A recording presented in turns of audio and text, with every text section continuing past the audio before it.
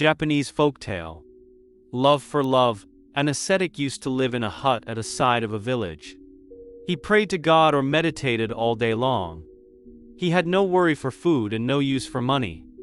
The villagers gave him food. The ascetic stayed alive on that food. He had no desire for anything. He was a very kind and tender-hearted person. If ever any evil person spoke harsh words to him, he bore no ill will to him. All the villagers greatly admired his noble character. That is why everyone wanted to help him. Once it was cold winter. The ascetic had fire burning in his hut for warmth. Suddenly there was a knock at his door. The ascetic wondered who it could be out at such cold night. He opened the door and found a fox out there shivering in cold. She spoke, "I live on the hills out there. Heavy snow is falling there, making my life difficult.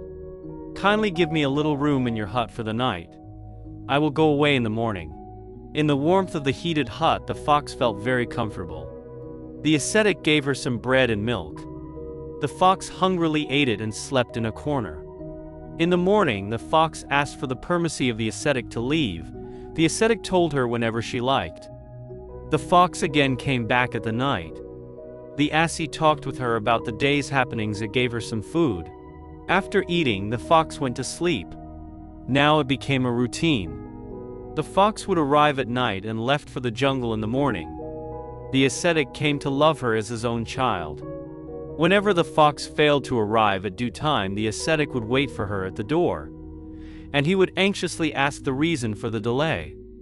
The fox too had become very friendly with ascetic and she loved him. A few months passed and the season changed. One day the fox said, "You took so great care of me all through the winter. I want to do something for you in return. I love you and respect you. By doing something for you I will feel a great pride in me. I wish to be of some use to you." The humble talk of the fox pleased the ascetic.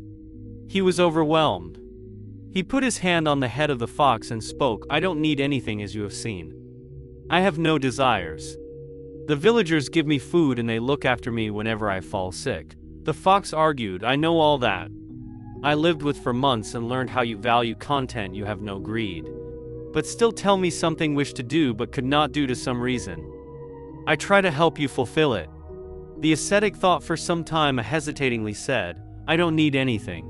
A part of I'll donate to the village temple and the rest would come handy for my last rites when I die. The villagers have been so helpful always that I do want to saddle them with expenses of my tuner and rites after my death." The eyes of the fox twinkled and it said, "That is no big problem, sir." There was no need to hesitate. The ascetic cautioned, "But remember, dear, the gold should not be stolen thing or received as alms or donation." The fox stood thinking. Then she assured, "Sir, the gold I will bring will be as you wish." The fox departed for the jungle like every day. In the evening, the ascetic waited for the fox to return. The hours passed and there was no sign of the fox. The ascetic couldn't go to sleep due to worrying for the fox. He repented for his foolishness in asking a poor fox for a piece of gold. It was beyond her means. The scary thoughts came to the ascetic's mind. Did the fox try to steal gold and got caught? Did the people kill her or she met some accident? At nights when he would sit down to eat, the memories of the fox would come to his mind rushing. He recalled her eating food and her innocent figure curled in sleep in the corner of his hut. Months went by. Time began to heal his wounds. He spent more time in prayers and meditation. It was now 6 months since the fox had gone. The winter was returning. One day, someone knocked at the door of the hut. When the ascetic opened the door, he was shocked to find a very weak and skeleton-like fox. The ascetic said, "Come in, dear. What has made you so weak and skinny?" The ascetic caressed her head and spoke, "You didn't have to take so much trouble to get the gold. You don't know how much worried I have been. You are like my child." The sentiments of the fox moved the ascetic. Tears rolled off his eyes. He sobbed, "Silly child, where have you been all these months and how did you get this gold?" The fox revealed, "There are gold mines at the other side of the hill I live on. While the people mine gold, some gold dust falls down. I have been collecting the dust and separating gold particles." He lovingly caressed the fox and said, "You worked so hard for me. I will tell everyone about it." The fox protested, "No.